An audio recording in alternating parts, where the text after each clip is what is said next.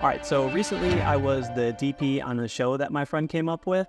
It is about a doctor who is being spied on by the NSA. He even finds a wire in his doctor's office at one point, and they recruit him to come work for them so that they can spy on some high-level patients that he has. This is going to be a shorter one for you. I'm going to talk a little bit about some of the gear I used, a little bit about the pre-production, and then get into the lighting breakdowns. And if you're only interested in the lighting breakdowns, I'm going to break the video up into chapters, so you can go ahead and skip to that part. All right, so for the gear, I'll start off with what me and my friends used that we personally own. And this was two Sony FX6s, Sony FX3, the Blazar Greyjoy anamorphic set, so the 35, the 50, and the 85, one 600D, two 300Ds, the PD Movie LiDAR system, which we used for one shot, and then I ended up sending it back because it worked, but it didn't really work that good, and a Ronin gimbal. And then for the gear that we had rented, we actually got hooked up really well with a local rental house. If you guys have a rental house in your area, I recommend just going up there, meeting people, and trying to make some connections, because a lot of them will even help you out supporting some lower budget films. And Liminal Space in Cleveland has helped us out a ton. So for that, we were using a Dana Dolly, a 1200D, a full Teradek system, an RE High 5 unit, and a director's monitor. And then I did have one piece of gear that was sent to me by a company that reached out on Instagram, and that is these Cinco headsets. They come in a big case like this. They're like $500 for 5 headsets. The case has a little slot up here for your chargers, and they have these little batteries that just pop into the headsets. And then I'll pull one of the headsets out here to show you. So this is what the headset looks like. It's very similar to the Hollyland one. They're really easy to use. You literally just power them on and they connect to each other. You don't even have to pair them Bluetooth or anything. And then it's just down to talk and then up to not talk, which always remember to put it up when you're not talking, because that really irritates people. But yeah, overall, I was pretty happy with these things. There is a little bit of delay. They're not absolutely perfect, but $500 versus I think the other typical ones are $1,500. So they do everything that I would want out of them. So thank you again, Cinco. These things are sweet. So after reading the script, I had a meeting with Corey, my friend that wrote it, and then the director, and all three of us sat down and pulled up a bunch of images from FrameSet. We just went through them and found a bunch of them that we all agreed matched the look and the mood that we were going for. Just dropped them into Milanote and created one giant mood board, which I ended up using later when I was building out the shot list. You could use ShotDeck or FrameSet. I actually have both. I pay for ShotDeck, and FrameSet was given to me in return for making an Instagram reel for them. But honestly, after using both of them, and this is not just because they, paid for my subscription, I think at the end of the day, I would still end up going with FrameSet. It just feels like a better user interface for me. And most of the stuff I'm shooting and most of the stuff I want to shoot is kind of more commercial based. So for location scouting, Corey secured all the locations. I met up with him, and the only thing I brought was my iPhone, and I used the CADRage app, which is really cool because you can load the exact lenses that you're using into CADRage and then, go through and block out the scenes and decide right then and there what focal length you want to use and get an accurate idea of how it's going to look, which is also pretty cool for when you're building out your shot list. You can just drop the images from CADRage directly into it. And then the other app that I used when we were location scouting was Sunseeker. So this is an app that tells you directly where the sun is going to be at a certain time of the day. So you can see, you know, if the sun's going to be crashing in through the windows, if you're going to need to diffuse that, or, you know, what's the best time of the day to shoot, if it's going to be, you know, sunset while you're shooting, or if it's going to be high noon.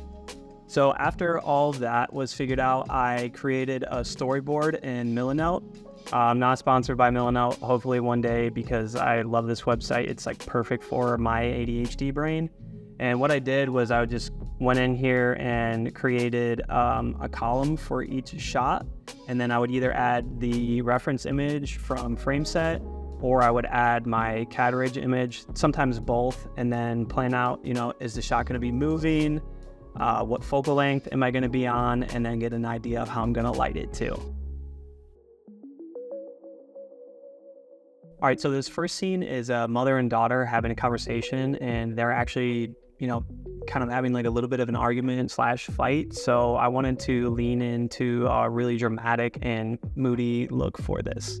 So leaning into the moody look, the first thing we did was hang a giant piece of black fabric off camera left. And what this does is it's creating a giant negative fill.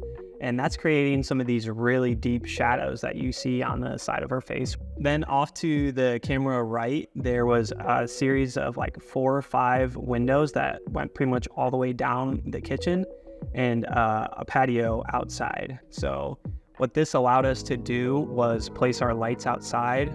The hard part is that the further you move your light away, the more rapid the intensity of the light decreases.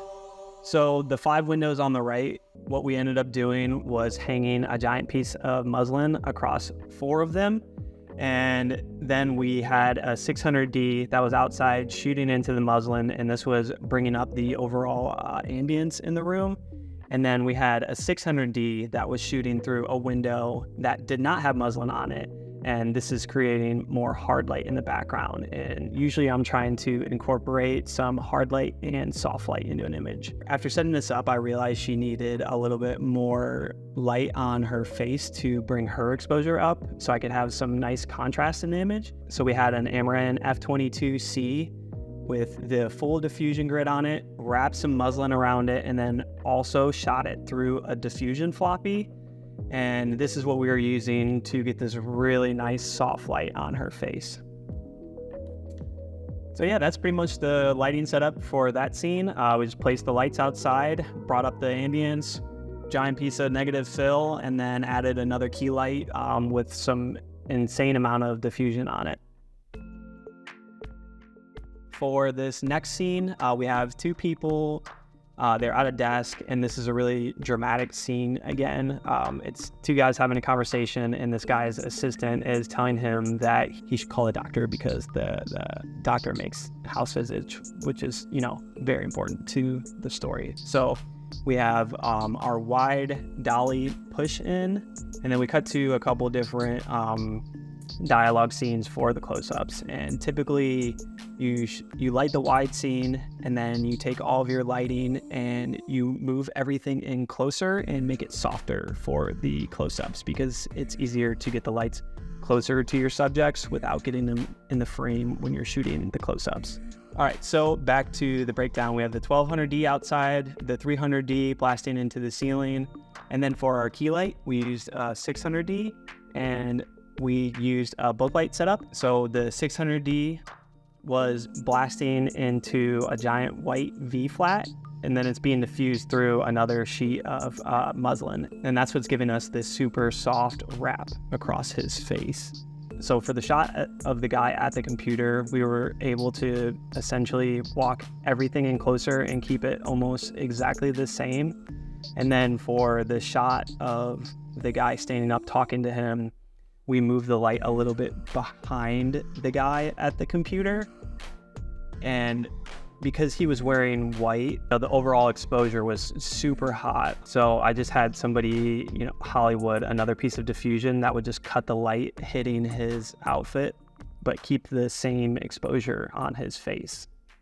All right, that's it for this breakdown. Hopefully you learned something from this, and you know, there's a bunch of other scenes. So if you saw something from that little sequence in the beginning of the video that you want me to break down, just drop a comment, which one you want me to break down in there, and I could do another one of these if you enjoyed it. So that's all I have for you today, and thanks for watching, and I'll see you in the next one.